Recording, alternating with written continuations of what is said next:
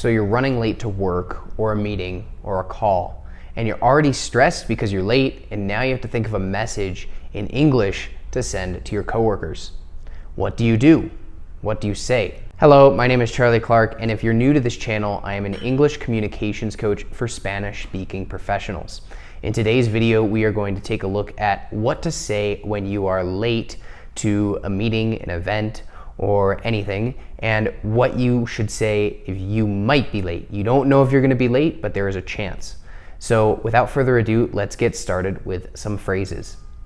So before you use different phrases, you want to ask, am I going to be late, or is it just a possibility? Okay. So when you know you are going to be late, you can consider the reason and the time.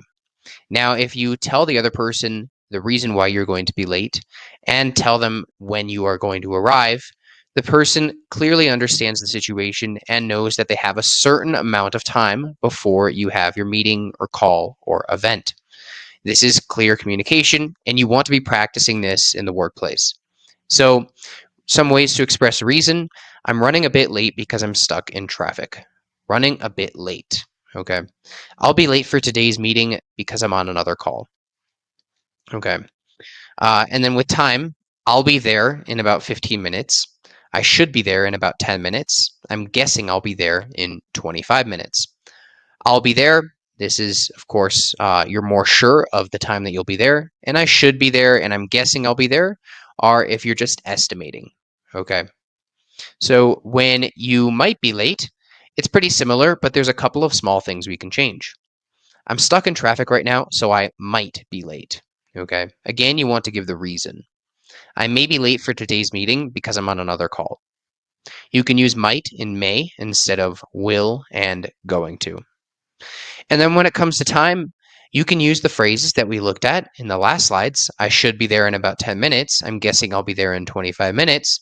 But sometimes when you might be late, you don't know what time you are going to arrive. In this case, you want to tell them, I'll keep you updated, or I'll keep you posted, or I'll keep you in the loop. Okay? And there are some courtesy phrases you can add to the end of a message like this. So the first one is, thanks for your understanding. And the second one is, sorry for the inconvenience. Now, I prefer thanks for your understanding if it's some tardiness or being late that is not really my fault, right? And I don't really feel bad. It's not super inconvenient. You can say thanks for your understanding. When I feel bad, I will probably use sorry for the inconvenience. Okay.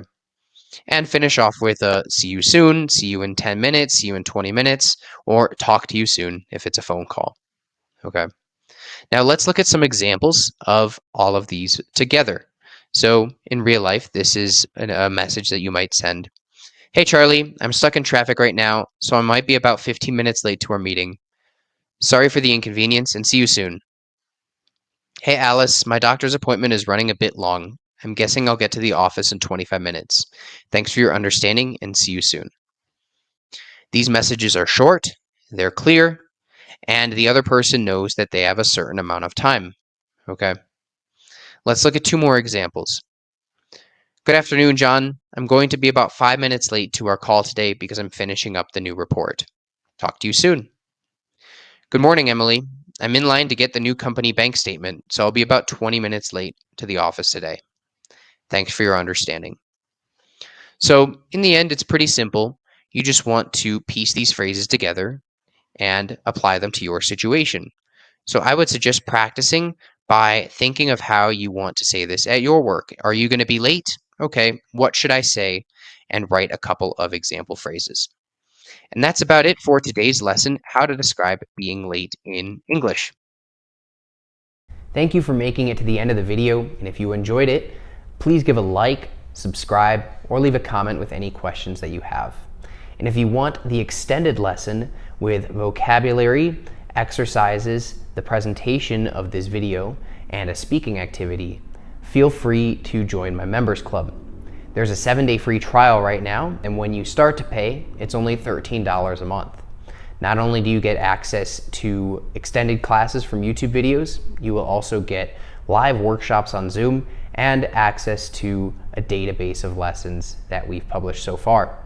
You can also join our group on Facebook, Profe Charlie Members Club, where you can ask your questions and receive any support that you need in English. You can start for free by clicking the link in my description. Thanks again for watching the video, and I'll see you in the next one. Goodbye.